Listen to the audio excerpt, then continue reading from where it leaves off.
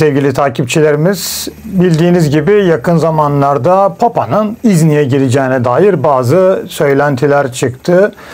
Bunların üzerine gideceğiz. İznik neden önemli? Papa neden İznik'e gelmek istiyor? Bunların üzerine gideceğiz. Önemli detaylardan bahsedeceğiz. İznik öncesi bir konsil var.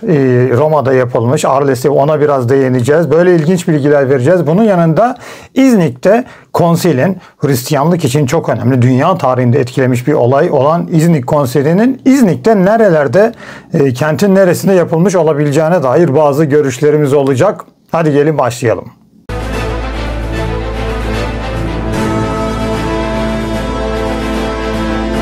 Sevgili takipçilerimiz, şimdi İznik konsilini anlatmaya başlayacağız. Öncelikle İznik'ten biraz bilgi vereceğim sizlere. Daha sonra imparatorluğun içerisine Hristiyanlığın girmesi, daha sonra Konstantinus'un Hristiyanlığa olan bakışı, Hristiyanlığın içindeki kavgalar ve İznik konsiline götürecek bu olay bizi. İznik konsilini anlatacağız. Daha sonra konsilden sonra neler olduğuna bakacağız ve bunun sonrasında da İznik konsilinin kentin neresinde, yani o ilçenin daha doğrusu neresinde olduğuna bakacağız. Şimdi başlıyoruz. Öncelikle İznik'e geliyoruz. İznik önemli bir kent. Antik çağlardan beri önemli bir kent. Bitinya Krallığı var. Bitinler yaşıyor zaten bu bölgede. Günümüzdeki Marmara bölgesinin sınırlarını genelde takip eder Bitinya Krallığı. Burası da İznik ismi, Nikeya isminde bir kent. İznik aslında asıl adı Nikeya. Nike'den geldiği düşünüyor. İşte Tanrıça Nike veya kimisi de İskender'in generallerinden Lysimachos'un eşinin adı olduğunu söylüyor. Nike adının, yani kente adının bu ismin verilmesinin. Şimdi Bitinya Krallığı dedik. Daha sonra Roma hakimiyetine giriyor ve Bitinya krallarından Nikomedes var. Zaten bu birkaç tane Nikomedes var Bitinya krallarından. Nikomedes'in kenti Nikomedia diye de geçiyor. Neresi geçiyor? İzmit. Bu krallığın başkenti İzmit. Günümüzdeki İzmit.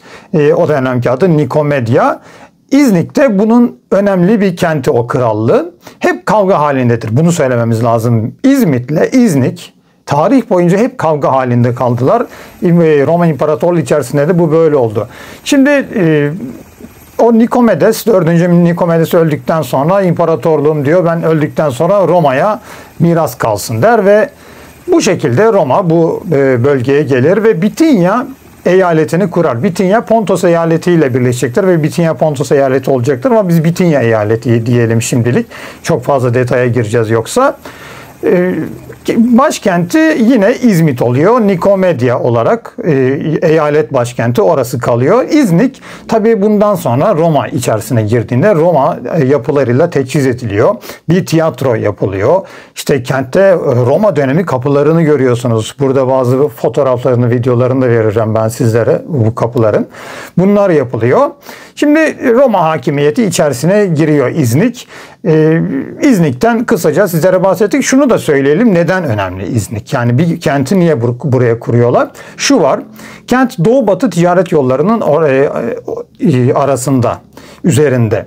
Bunun yanında İznik Gölü kent için, buraya yerleşim yeri için çok önemli bir şey. Ve ılıman bir iklime sahip. Zaten biz şunu görüyoruz. Antik dönem kentlerinde her zaman hep bilinen bir şeydir zaten. Duymuşsunuzdur bunu. İşte yollar üzerinde, ticaret yolları üzerinde olması bir kentlerin genelde böyle yerlere kullanılıyor ve önemli kentler burada gelişiyorlar zaten. Bu yollar o kentlere ciddi anlamda fayda sağlıyor. Ve bir de kentin limanı varsa bu daha da kalkınmasına sağlıyor. Nitekim işte Efes'te gördüğümüz gibi. Bunun yanında yol geçmese bile başka şekillerde yükselen kentleri de biz görüyoruz. Nitekim Hierapolis, Pamukkale. O da neden yükseliyor bildiğiniz gibi kentte işte günümüz travertenlerin de oluşmasını sağlayan bir kireçli su diyebileceğimiz kaba tabirle. Bundan dolayı yeryüzüne çıkan gazlar insanların ölmesine sebep olunca antik çağ insanları yeraltı tanrısının orada yaşadığını düşünüp kente gelmeye başlıyorlar ve kentte bu şekilde de yükselen kentler, yani önem kazanan kentler oluyor. Şimdi İznik'te bu şekilde önem kazanıyor böyle bir kent. İznik'ten kısaca sizlere bahsettik. Şimdi Hristiyanlığın, bizi İznik konsiline götürecek olan Hristiyanlığın Roma İmparatorluğu'nun içerisinde nasıl nüfuz ettiğine, nelerle karşılaştığına kısaca bakacağız. Şimdi Hazreti İsa'dan sonra tabii işte havarileri falan var. Biz bunlara fazla girmeyeceğiz. Zaten ben burada çok fazla teolojiye de girmek istemiyorum. Özellikle Hristiyanlığın imparatorluğun içerisindeki durumu İznik Konsili'ne gireceğiz. Teolojiye çok fazla girmeyeceğiz. Onun uzmanları var. Onu onlara bırakıyoruz biz. Biz burada sizlere genel hatlarıyla kısaca bilgiler vermeye çalışıyoruz. Tabii geniş önemli bir konu olduğu için videomuzun süresi biraz uzun da olabilir. Şimdi Hristiyanlık imparatorluğun içerisinde işte İsa ile havarileriyle filan giriyor. Milattan sonra 1. yüzyılda biz Hristiyanların imparatorluğun içerisinde artık onlardan söz edilmeye başlandığını biliyoruz. Nitekim konuyu şuraya bağlayacağım. Bizzat Bitinya eyaleti. Bitinya'da oturmuş bir Romalı vali var, genç Bilinus. Bu imparatora mektuplar yazıyor ve burada Hristiyanlardan da bahsediyor. Başka bir şeyden de bahsediyor. İznik'ten de bahseder mesela genç Bilinus. Şöyle der. Bu İznik'teki tiyatrodan bahsediyor. Günümüze gittiğinizde gördüğünüz tiyatroyu yazıyor genç Bilinus İmparator Trajanus'a. Ya bu tiyatro diyor zemini kötü diyor. Bu batıyor bu tiyatro filan diyor. Trajanus da ona şunu söylüyor. Benden diyor sakın usta filan isteme diyor. Orada en iyi ustalar var zaten diyor. Onlarla işini hallet filan diyor. Bunun yanında genç Bilinus Trajanus'a bir başka mektubunda da etrafta Hristiyanların olduğunu, onlara nasıl davranacağını pek bilemediğinden filan bahsediyor. Yani Hristiyanlardan Trajanus döneminde zaten biz mektuplarda da görüyoruz. Daha öncesinde de var zaten. Nero döneminde de biliyorsunuz bunlar da var ama böyle örnekler de var. Bunu da vermek istedim sizlere. İmparatorluğun içerisinde şimdi Hristiyanlık devam ediyor. 200'lere falan geldiğimizde Hristiyanlığı hiç sevmeyen imparatorlar var. Mesela Dioklesianus gibi imparatorlar Hristiyan takibatı yapıyorlar. Gördükleri yerde öldürüyorlar Hristiyanları. Bunun yanında çok toleranslı imparatorlar da var Hristiyanlara karşı. Hristiyanlık böyle ağır aksak devam ediyor, yükselmeye devam ediyor. İmparatorluğun içerisindeki ordunun içerisinde de Hristiyanlar olmaya başlıyorlar bir süre sonra ve dediğim gibi köklenmeye başlıyor. Şimdi 4. yüzyılın başlarına geldik. Burada sizlere Konstantinus sahneye çıkacak. Konstantinus'un Hristiyanlığından 4. yüzyıl başındayız. Ondan biraz sizlere bahsedeceğim. Şimdi İmparator Konstantinus'un Hristiyanlığa bakışı. Bazı sorular sorup cevaplar da alacağım burada. Hristiyanlığa bakışı nasıldı Konstantinus'un ve Hristiyan oldu mu? Bu bölümümüzün konusu da biraz bu olacak. Şimdi 312 senesindeyiz. İmparatorluğun içerisinde kavgalar var. Hep de kavgalar olur zaten. Öncesinde birkaç imparator vardır. Sen imparatorluğu şuradan yönet, ben buradan yönetirim. Barış içerisindeyiz. Çok güzel her şey filan denir. Fakat işler öyle olmaz. Kazın ayağı öyle değil. Birbirine girer, güç odakları olur. En sonunda bunlar birbirine girerler. Bu Roma tarihinde birçok kez karşımıza çıkmış bir şeydir zaten. Augustus, Marcus Octavianus, Marcus Antonius da biz bunu gördük zaten. Önce işler barış halindeydi. Evlilik yoluyla hatta bazı akrabalarını, kızlarını verdiler birbirine. Fakat kavga yine devam etti. Burada da böyle bir şey oluyor. Maxentius var imparatorlardan bir tanesi. Constantinus da var bu arada. İşleri giderken kavgalar çıkıyor ve Maxentius'a büyük bir savaşa tutuşuyor. İmparator Konstantinus nerede? Milvium Köprüsü Savaşı. Bu dünya tarihi için, Hristiyanlık için, Roma tarihi için de çok önemli bir savaş. Roma'nın kuzeyinde bir yer burası, Milvium Köprüsü. İşte en son oraya gittiğimde, Roma'ya gittiğimde maalesef gidemedik. Bu sayfanın takipçileri beni bazıları yakından tanıyor. Uzun yürüyüşleri çok seviyorum ben. Günde 35 kilometre yürüyüp 4 gün kaldım. Neredeyse 140 kilometreye yakın yürümemize rağmen oraya gidemedik. Milvium Köprüsü'ne ama bu sefer inşallah gideceğiz. Orayı da size göstereceğim. Milvium Köprüsü'nün nasıl bir yer olduğunu. Bir nehirin üzerinde. Tabii artık ondan ne kaldı ben de çok merak ediyorum açıkçası. Ancak onun bir savaşın yapıldığı bir tablo var. O tablonun ben burada videosunu vereceğim. Vatikan'da çekmiştim ben o videoyu. Şimdi burada bir savaş oluyor. Milvium Köprüsü Roma'nın biraz kuzeyinde, dediğim gibi Augustus'un o mozolesinden biraz daha yukarı çıkmanız gerekiyor. 312 senesinde Maxentius'la bir savaşa tutuşuyor. Savaştan önce bir Lactantius bize anlatıyor genelde bunları. O dönemin tarihçilerinden, yazarlarından daha doğrusu. Konstantinus bir rüya görüyor. Rüyasında şu söyleniyor. İşte kalkanlarına şu sembole kazırsan savaşı kazanacaksın. Başka bir anlatıda da Savaştan önce Konstantinus gökyüzünde bir işaret görüyor. Kristogram, Hazreti İsa'nın işaretini görüyor. Kalkanlara bunu kazırsan savaşı kazanacaksın gibi anlatılar var. Şimdi tabii bunu başka yerlerde de anlatıyorlar. Fakat bunu anlatanlar Roma tarihini çok fazla bilmiyorlar anlaşılan. Çünkü biz bu şeyleri, yani rüyada savaşı kazanacağına dair bazı görüleri, bunun gibi öngörüleri diyeyim, biz Roma tarihinde görüyoruz. Bunları kimde görüyoruz? Rüyasında, yani savaşı kazanacağını, savaşla ilgili şeyler gördüğünü. Bu ilk değil yani. Kimde görüyoruz? Julius Caesar'da görüyoruz. Scipio Africanus'ta görüyoruz. Hannibal'a karşı büyük zafer kazanan, Roma'yı Hannibal'ın elinden kurtaran Scipio Africanus'ta görüyoruz. Bunun yanında başka kimde görüyoruz? Sulla'da görüyoruz. 6. Mithridates'te büyük savaşları olan Sulla'da görüyoruz bunu. Yani böyle bir anlatılar da var. Şimdi bunu yapıyor Konstantinus. İşte kalkanlarına bunu kazıdığı söyleniyor ve sonra Maxentius'a karşı zaferi kazanıyor. Bunun arkasından imparatorlukta en azından bir barışı sağlıyor. İşte bu dönemden sonra Hristiyanlığa karşı imparatorun yatkın olduğu, daha toleranslı olduğu, onlara benimsemeye başladığı söyleniyor. Fakat bunun hemen arkasından günümüzde Roma Forumu'nun hemen yanında bir Konstantinus zafer takı var. Maxentius'a karşı yapılan savaştan sonra bu zafer takı yapılmıştır. Üzerinde de yazar zaten. Maxentius yazmaz ama orada. Romalıların bu bir geleneğidir. Mağlup düşmanın ismi asla yazılmaz oraya. Tiran derler. Tiran'ı yenmesi filan derler. Biz bunu Yedikule'deki zafer takında da görüyoruz. 1. Theodosius zafer takı Tiran diyor orada. Yenilen düşmanın ismi verilmez. Orada da bu zafer takı var. Zafer takının üzerinde hiçbir Hristiyan sembolü yok. Bu biraz kafa karıştırıcı. Konstantinus şöyle birisi. Bu videoda birkaç kere ben bunu vurgulayacağım. Çok akıllı bir yönetici, kurnaz bir yönetici. Önemli düşünceleri var imparatorlukla ilgili ve bunları yoluna koymak istiyor. İmparatorluğu bir elde tutmak istiyor. Bunun için de dediğim gibi akıllı bir yönetici olduğu anlaşılıyor ve bunun içinde ne yapıyor? İmparatorlukta Hristiyanlık, dediğim gibi az önce anlattım size, bayağı ilerlemiş. Yani bir yüzde olarak biz veremeyiz belki ama %50'yi belki geçti. Yani yarı yarıyadan daha fazla kişi Hristiyan. Paganların sayısı da gittikçe azalıyor, Hristiyanlık yükseliyor. Konstantinus büyük ihtimal bunu görüyor ve Hristiyanlarla biraz daha birlik olmak istiyor. Bunun yanında Konstantinus doğuştan itibaren Sol Invictus kültüne bağlı, güneş kültüne bağlı bir pagan aslında. Ve Hristiyanlığı çok tartışmalıdır. Bunu bir videoda yine birkaç kere ben söyleyeceğim. 325'te basılan bir sikkesinde Sol Invictus yazıyor ki yani bu İznik Konsili'nden sonra da olacak bir olay biliyorsunuz. Hala pagan kültlerini ortada tuttuğunu biz biliyoruz. Bunun yanında Spello var İtalya'da. 337 senesinde çok geç bir dönemde bir tapınak yaptırıyor. İmparator kültüne ait bir tapınak yaptırdığını da biz biliyoruz Konstantinus'un. Ayrıca İstanbul'da tapınaklar yaptırıyor. Fakat bunun yanında kiliseler de yaptırıyor. İşte günümüzde Lateran Bazilikası bunlardan bir tanesidir. Kutsal Haç Kilisesi, Kutsal Kabir Kilisesi Kudüs'teki bunlardan bir tanesidir.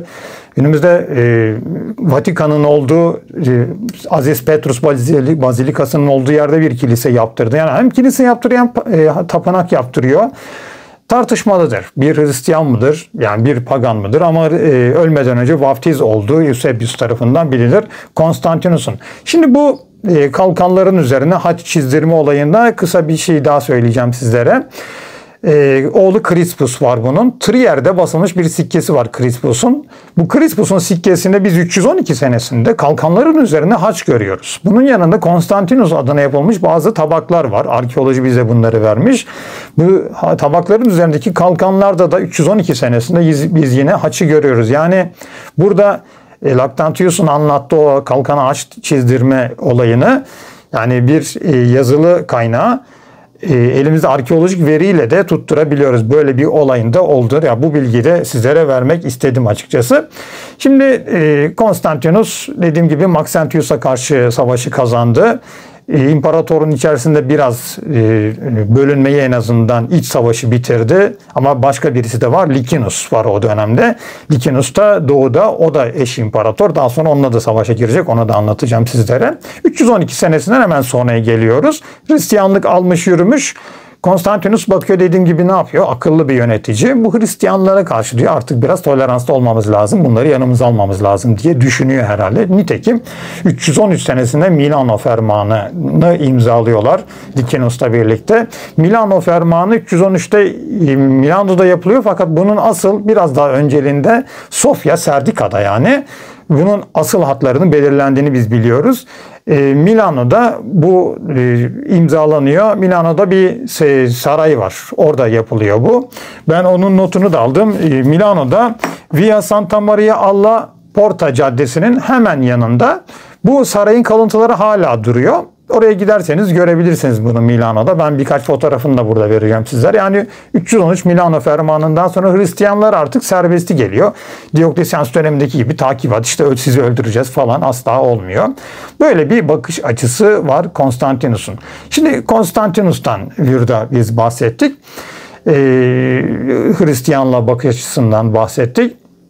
Devam edeceğiz Konstantinus'u. Hemen şimdi Hristiyanlığın Roma İmparatorluğu içerisinde neler yaptığını ve bu da bizi İznik Konsili'ne yavaş yavaş götürecek.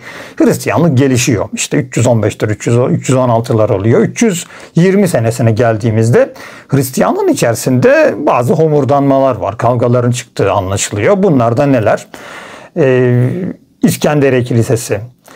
Burada İskenderiye Patriği Aleksandros var ve burada bir tane de düşük rütbeli bir ruhban var. Adı Arius. Tarihe adını yazdıracak gerçekten Arius. Günümüzde bile bahsediyoruz. Arius bu Hristiyan inancındaki baba oğul kutsal ruh, baba ve oğlun arasındaki ilişkinin farklı olduğunu düşünüyor ve diyor ki oğlun diyor yaratılmadı, yani yaratıldığı ve onun bir insan olarak, beşeri olarak yaşadığı bir dönem olmuştur diyor. Bu tabii Hristiyan inancına göre çok ters bir durum. Neden ters? Çünkü babanın tamamen aynısı olduğunu söyler Hristiyan inancı ve Arius şunu söylüyor: töz olarak, cevher olarak, yapı olarak diyor. Hazreti İsa diyor. Onlar İsa diyor. Tabii biz Hazreti İsa diyoruz. İsa diyor farklıdır diyor. Yani bir kuldur diyor. Öyle söyleyeyim sizlere en basit haliyle. Tabii çok karmaşık var biraz da konu, fakat genel olarak bu böyle toparlanabilir. Arius bunu söylüyor. Yani biraz İslam inancındaki Allah ile peygamber arasındaki görüşe yakın bir görüş bu.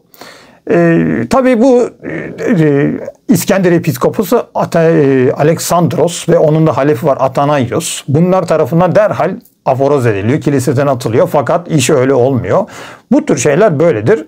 Yani bu iş orada bitmez. Arius'u siz aforoz ettiniz, bu iş bittiğiyle kalmıyor. Bu tür olaylarda tepki artar ve bir süre sonra bunun önünü alamazsınız. Sizi de üzerinizden geçer gider bunlar. Böyle bir durum da var. Yani her şey birden ben bunu aforoz ettim, bunları ben aforoz ettiğimde olmuyor bu iş. Arius ciddi anlamda taraftar topluyor. Oradan çıkıyor. İzmit'e geliyor. Nikomedia'ya geliyor. Nikomedia'ya geldiğinde İmparator Konstantinus da buralarda, işte 320'nin arkasındaki senelerdeyiz. İstanbul başkent olarak yapılması düşünülüyor. İmparator buralarda ve Eusebius isminde birisi var. Eusebius Arius'un zaten sınıf arkadaşı. Lucianus isminde bir ruhban var. Onun okulunda okumuşlar bunlar Eusebius'u. Eusebius da İmparator Konstantinus'un Hristiyanlık danışmanlarından bir tanesi, yani yakınlarından bir tanesi sarayda bunlar. Hosius isminde birisi de var bu sarayda. Bu da bir danışmanı. Hosius Arius'tan nefret ediyor, fakat Eusebius bizzat Ariusçu. Yani imparatorun sağ kolu neredeyse olan Eusebius bizzat Ariusçu. Tabii böyle olunca olaylar çıkıyor. Şimdi Konstantinus da az önce bahsettiğim gibi çok akıllı bir yönetici. Bu da ne yapıyor? Ben diyor bu Hristiyan, şimdi devlet içerisinde bazı sorunlar var. Bu Hristiyanlık içerisinde sorunlar. Bunları düzenleyeyim diye düşünüyor herhalde. Fakat bu dönemlerde de bir yine savaş var. İç savaş var. Licinus'ta bir savaş var 324 senesinde. İmparator Konstantinus Licinus'la bu Üsküdar civarında bir savaşa giriyor. Yine az önce anlattığım gibi güç odakları var. Aslında çok iyi araları Licinus'la Konstantinus'un. Sen diyor doğudan yönet diyor Licinus'a. Ben batıdan yöneteceğim diyor. Fakat iş öyle olmuyor. Bir süre sonra kavgaya yine tutuşuyorlar ve Üsküdar civarında savaş oluyor ve Konstantinus bu savaşta kazanıyor. Nitekim şunu da söyleyebiliriz. Konstantinus girdiği hiçbir savaşı kaybetmeyen bir general, bir ordu komutanı, bir imparator. Bunun gibi ordu komutanları Roma tarihinde var. Sezar da bunlardan bir tanesidir. Trajanus'a da buna örnek veririz. Çok fazla değildir sayıları. Sezar da böyle birisi. Hiçbir savaşı kaybetmez Konstantinus. Düzeltiyorum. Şimdi savaşı bitirdikten sonra, o iç savaşta bitirdikten sonra asıl devletteki tek yönetimi ele aldı. Düzenlemeyi yaptı yani. Fakat içeride de Hristiyanlar homurdanıyor, kaynamalar var. Konstantinus bu olayın içine eğiliyor. Hristiyanların bu olayına müdahil oluyor diyeyim ben size, kavgalarına. Ve diyor ki bu Mısır Kilisesi'nde böyle bir olay oldu. İşte bu adam geldi İzmit'e. Biz diyor bu işi çözelim. Bunun yanında başka bir olay daha var. Mesela Donatusçuluk diye bir akım da var. Onu da söylememiz lazım. O da Mısır, Kuzey Afrika'da, yani Mısır değil, Kuzey Afrika'da ortaya çıkmış bir akım.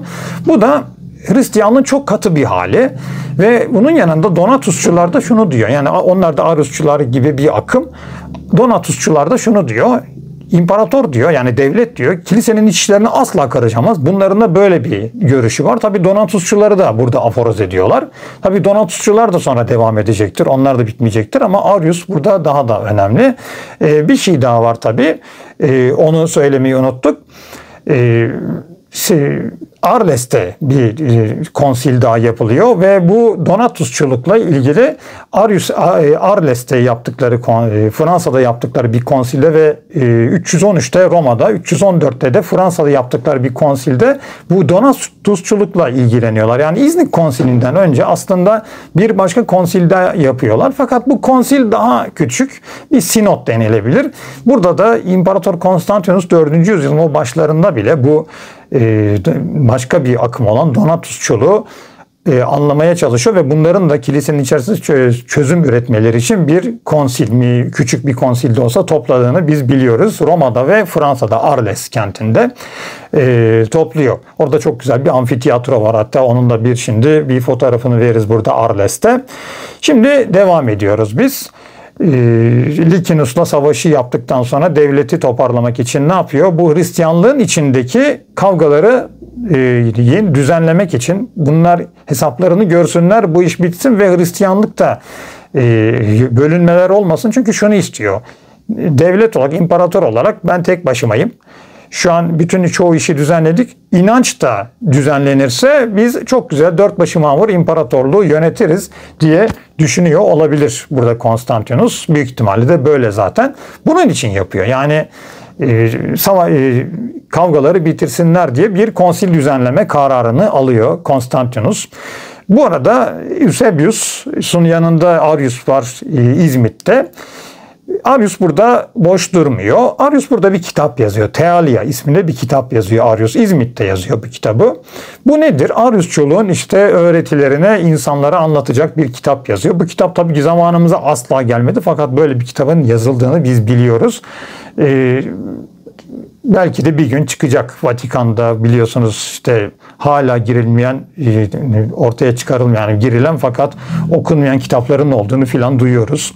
Başka yerlerde de var. Bunlardan belki de birisi bu Thealia'dır. Fakat ortaya çıkarırlar mı derseniz pek zannetmiyorum. Çok tartışmalı bir şeydir. Yani ben olsam çıkarmam yani bu kadar olayın üstüne böyle bir Ariusçuluğun kitabının yazılmış olması. Ama böyle bir kitabın yazıldığını biz biliyoruz açıkçası. Bunun yanında Arius burada küçük bir konsil demeyelim de bir kilise toplantısı yapıyor. Kendi fikirlerini empoze edeceği insanları topluyor Arius. İzmit'te bunu yapıyor. Daha sonrasında da İmparator Konstantinus dediğim gibi İznik konsilini toplamak için çalışmalara başlıyor. Şimdi ilk olarak düşünüyorlar konsili nerede toplayalım? Çok fazla bütün gelebilecek kim varsa kilise babalarına, ruhbanlara, din adamlarına çağrılar yapılıyor. Konsil yapılacak fakat nerede yapılacak? Önce nereyi düşünüyorlar? Çok ilginç. Ankara'yı, ülkemizin başkenti Ankara'yı düşünüyorlar. Neden Ankara'yı düşünüyorlar? Ankara eski dönemlerden beri, antik çağdan beri aslında çok önemli bir kent. Yani Mustafa Kemal Atatürk orayı başkent boşuna yapmıyor. Galatya Krallığı'nın başkenti Ankara. O dönemki adı Ankara. Biz ona Ankara diyoruz şu anda. Sonra Roma geldiğinde Galatya eyaleti kuruyor. Galatya eyaletinin başkenti Ankara, yani Ankara. Tabii önemli bir kent. Yine yollar üzerinde kurulmuş bir kent. Oraya gittiğinizde hala Roma'dan çok yapı görüyorsunuz. İşte Hacı Bayram Veli Camisi'nin yanında Augustus Tapınağı'nı görüyorsunuz. Giuliano Sütunu'nu, Roma Hamamı'nı ve çok güzel, orası bir arkeoloji müzesi, gitmenizi tavsiye ederim. Çok güzel bir yer. Ankara'da toplamayı düşünüyorlar. Fakat İzmit civarına getiriliyor ve İznik'e geliyor. Neden şimdi İznik'e geliyor? Neden İzmit dedim ben? Eusebius var biliyorsunuz İzmit'te, Nikomedya'da, imparatorun da yanında bu. Arius'un da arkadaşı. Şöyle düşünülüyor.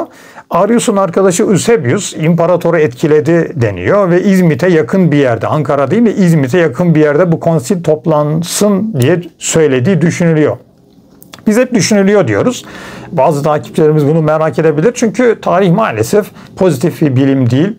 Elimizde bizzat Konstantinus var, o dönem birinin İznik konsilini şundan dolayı biz burada yaptık diye bir elimizde bir şey maalesef yok. Onun için ben size burada işte kitaplarda okuduğumuz kaynaklardan doğru olduğunu düşündüğümüz, süzgeçten geçirdiğimiz önemli bilgileri vermeye çalışıyoruz, görüşleri vermeye çalışıyoruz. O yüzden de düşünülüyor diyoruz biz buna. İznik'i planlıyorlar. Neden İznik oldu? Başka görüşler de var. İşte İzmit'e yakın bir yer. Bu önemli. Çünkü Konstantinus konsile katılmak istiyor ve bazı oturumlara bizzat Konstantinus da oluyor. Bir müdahil oluyor kilisenin içerisindeki bu olaylara. Çünkü dediğim gibi imparatorda bir birliğin sağlanması lazım. İnanç çok önemli insanlar için. Biz diyor yani seküler olarak devleti bir arada tuttuk. Fakat bu inancı da, önemli olan Hristiyanlık da yükseliyor gidiyor, artık paganlık da aşağı iniyor. Bu Hristiyanlığı diyor bir elden tutarsak diyor 4-5 mamur yönetiriz imparatorluğu ve bunu yapmaya çalışıyor. O yüzden İzmit'e yakın bir yerde olmasını istediği düşünülüyor konsilin. Bunun yanında ılıman bir iklime sahip İznik. Bu da biliniyor.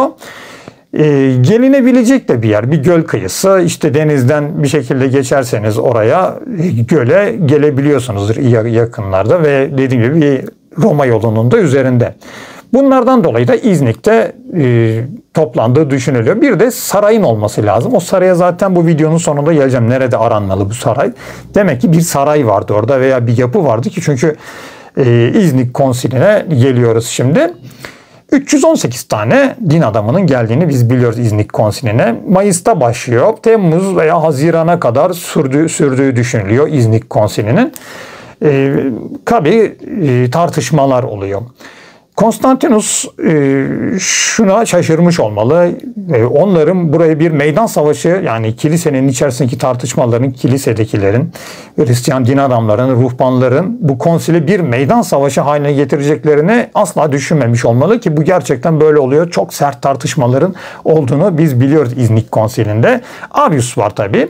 Kimler geliyor bu konsile? 318 kişinin içinde kimler var? Arius geliyor. Atanaios geliyor İskenderiye Kilisesi'ne ve İlginç bir karakter daha geliyor. Bu da kim? Noel Baba olarak bildiğimiz Aziz Nikolaos Mira Piskoposu. Onun da biz İznik konsiline katıldığını biliyoruz. Şimdi tartışmalar tabii devam ediyor. En önemli şey tabii Ariusçuluk. Şimdi ben size burada İznik konsiline nelerin anlatılmadığını ve günümüzde yanlış bilinen nelerin de anlatılmadığını da bahsedeceğim. Bu kutsal kitapların kabul edilmesi olaylarına filan da geleceğim. Nelerin anlatılmadığından da bahsedeceğim. Çünkü bazı görüşler var, anlatılar var, söylentiler var. Her şeyin üzerine basa basa ben size burada doğru bilgileri vermek istiyorum. Ariusçuluk var. En başta zaten bu sorun. Arius geliyor. Kilise babaları işte buna karşı tezlerini ortaya söylüyorlar. Yine Arius söylüyor. O İsa diyor, oğul İsa diyor, Tanrı'dan diyor. Töz, cevher, yapı, varlık olarak ayrı birisidir, bir varlıktır diyor. Bunları söylüyor. Tabii bunu aforoz ediyorlar. Fakat Eusebius'un yanında Ariusçu olan başkaları da var. Orada Arius'un tarafını tutan, yani Arius yalnız değil zaten, dediğim gibi çok güçlü aslında. Kimler var? Kalkedon Piskoposu, o dönemin.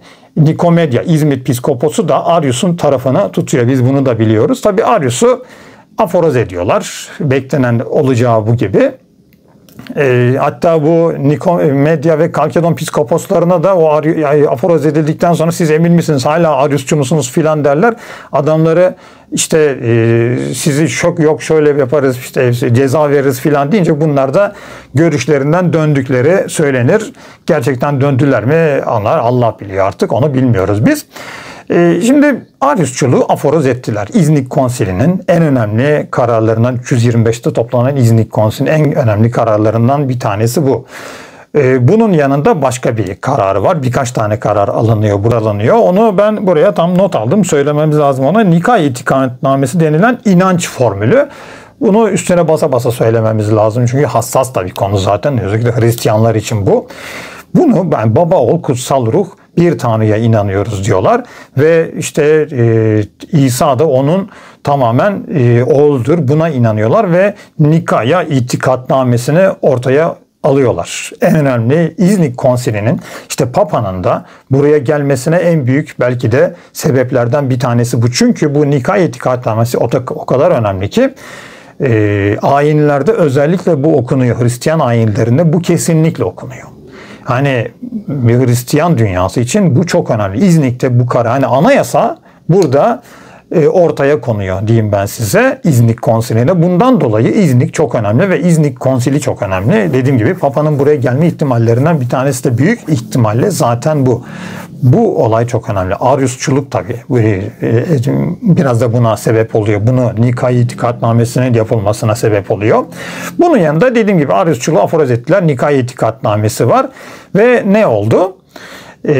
Paskalya'nın tarihi var. Paskalya'nın tarihini de ortaya koyuyorlar İznik Konsili'nde. O da şudur. Daha önce Yahudilerle birlikte kutluyorlar Paskalya'yı. Aynı tarih. Diyorlar ki işte bu konsilden öncesinde yine tartışmalar var. Diyorlar ki biz bunu değiştirelim. Ne yapalım? Şunu yapıyorlar.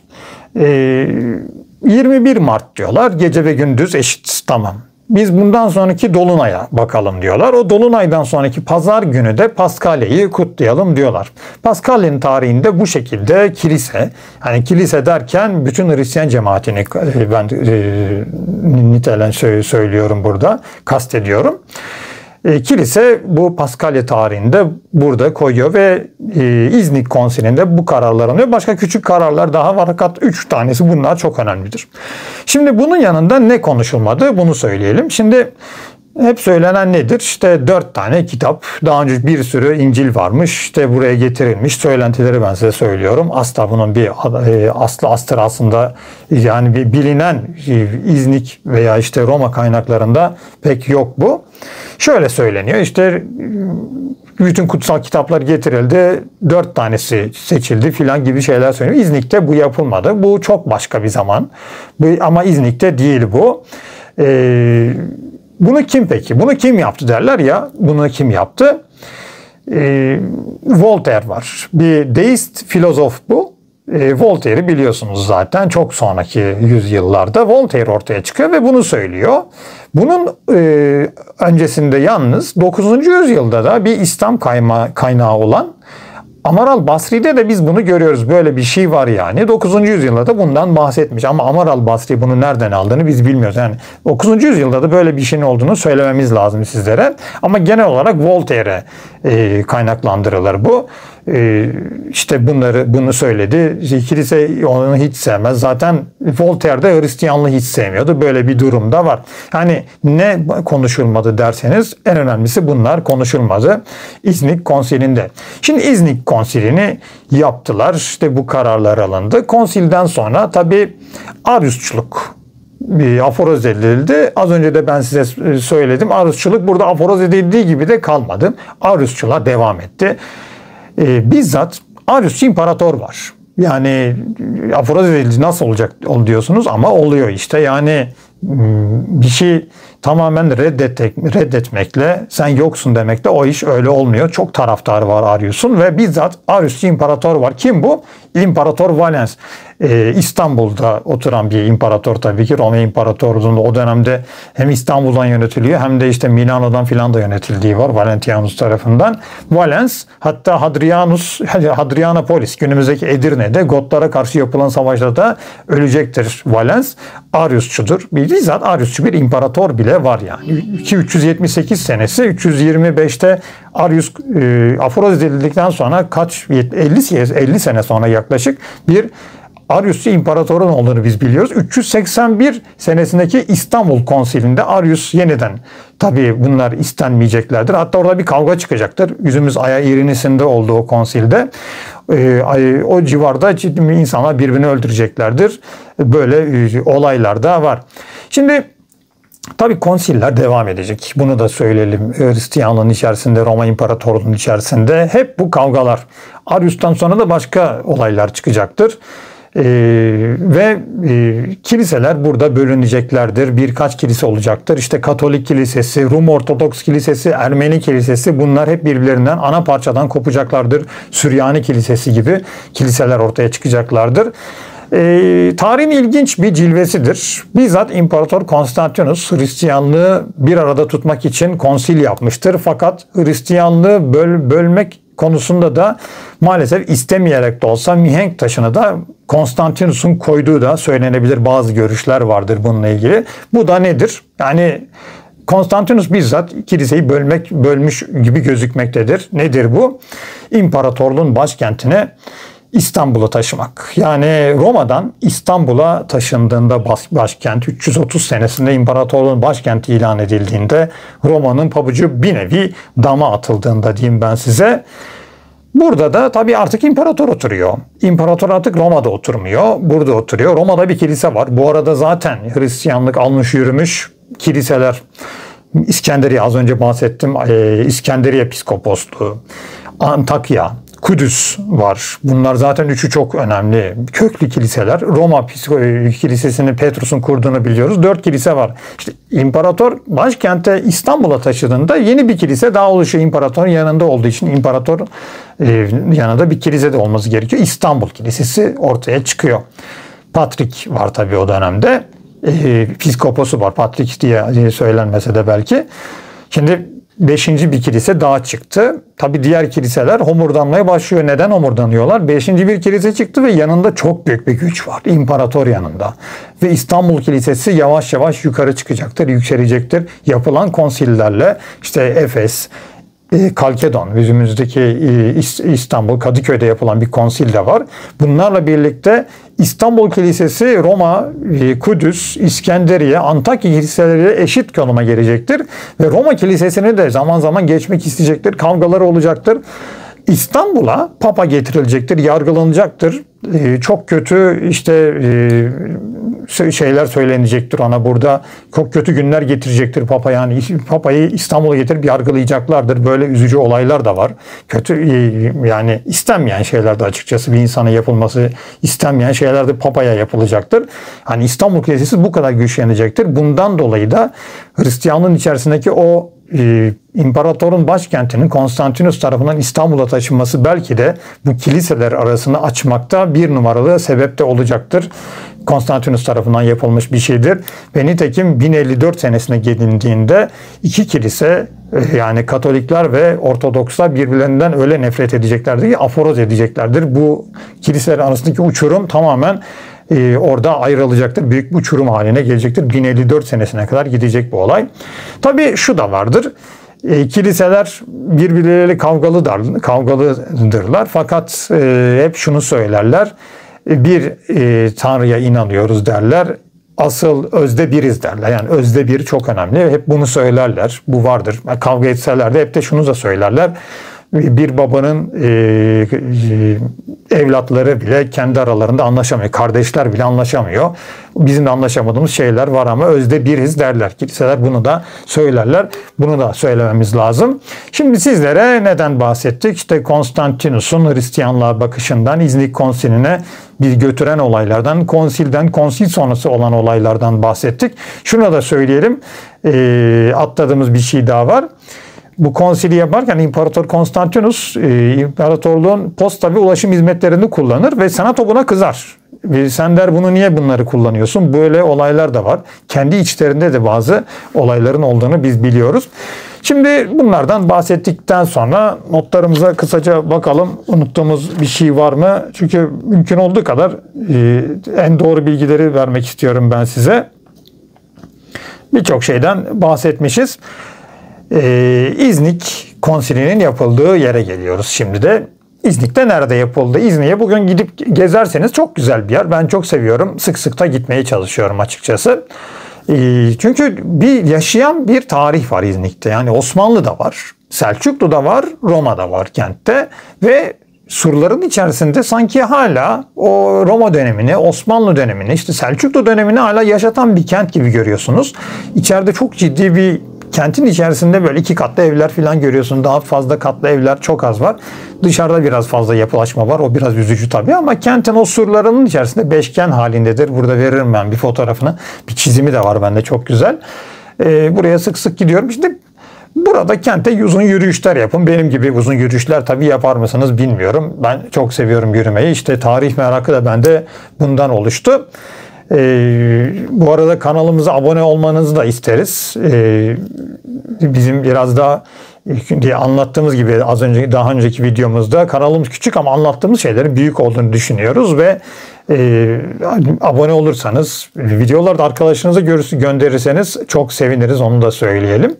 İznik'te böyle yürüyüşler yaparsanız kentin şimdi 4 tane kapısı var. Yenişehir Kapı, Lefke Kapı, işte İstanbul Kapı, Göl Kapı. Göl Kapı'dan pek bir şey kalmamış. Burada bizim İznik videomuz var. Uzun bir anlattım bu kapıları, kentin caddelerinin içerideki kiliseleri, yapıları anlattığımız, Roma dönemini tabii anlattığımız bir videomuz var.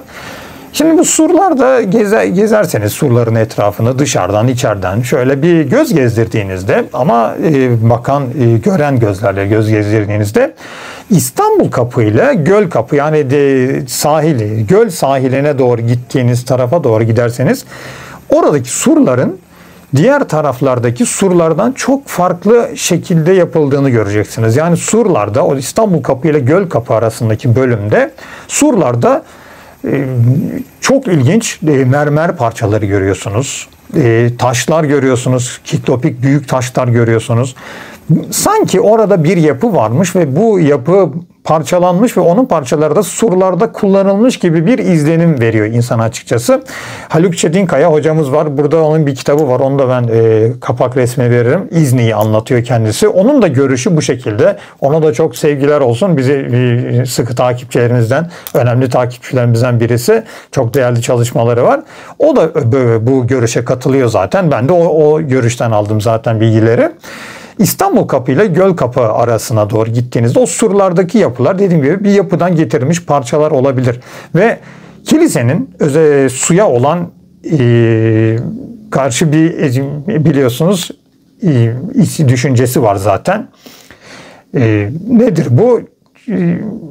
Kiliselerin altında biliyorsunuz ayazmalar var, sarnıçlar var.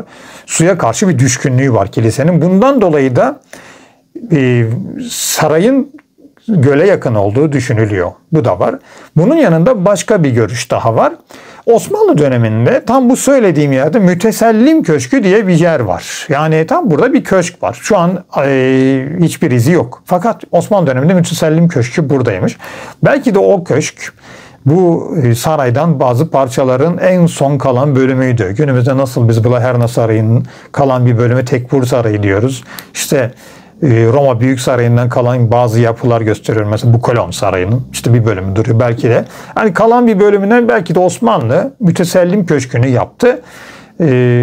Ve burada oturdular. Bu da olabilir. Yani kentin kuzeybatısı özellikle bir sarayı barındıracak şekilde farklı mimari eserlerle donatılmış coğrafi olarak da uyuyor bu tanıma. Ve bunun yanında hemen gölün kenarına giderseniz Senato Sarayı denen işte üzerinde bir yazı var orada ve bazı orada da böyle taşlar görüyorsunuz. Bir tartışmalı bir konu. Göl Kapı'nın çünkü biz nerede olduğunu bilmiyoruz. Belki de depremler nedeniyle denizin içerisinde kaldı fakat o İznik Konsili'nin yapıldığı saray deniliyor veya düşünülüyor. Çünkü büyük bir yapı olması lazım. Konstantinus'un da gelip burada konuştuğunu, konsile katıldığını düşünürsek, 318 kişinin de alındığını bilirsek böyle ilginç bir şey. Bunun yanında Sistine Şapeli'nde de bir resim var. İznik Konsili'nin yapıldığı bir resim. Bu resim tabii daha geç bir dönem fakat küçük olsa da bazı fikirler veriyor. İznik Konsili'nin yapıldığı yerde tabii bir bazilikanın içerisinde yapılıyor belki de bu. Ve bir penceresi var. Pencereden bir su birikintisi gözüküyor. Bu su birikintisi hemen solda. Ve sol tarafında o pencerenin belki de o su birikintisi İznik Gölü diye de düşünülebilir. Böyle bir durum da var. Sizlere İznik Konsili'nden, dilimiz döndüğünce İznik'ten, Hristiyanlığın Roma İmparatorluğu içerisinde nasıl hüküm sürdüğünden, nelerle karşılaştığından kısaca, çok da kısa olmasa da tabii maalesef biraz uzun oldu videomuz anlaşılan, bahsetmeye çalıştık. Dediğim gibi kanalımıza abone olmayı unutmazsanız çok seviniriz. Bir sonraki videomuzda görüşmek üzere. Böyle detaylı konularda bizi izleyen herkese, takipçilerimize çok çok selamlar. Görüşmek üzere.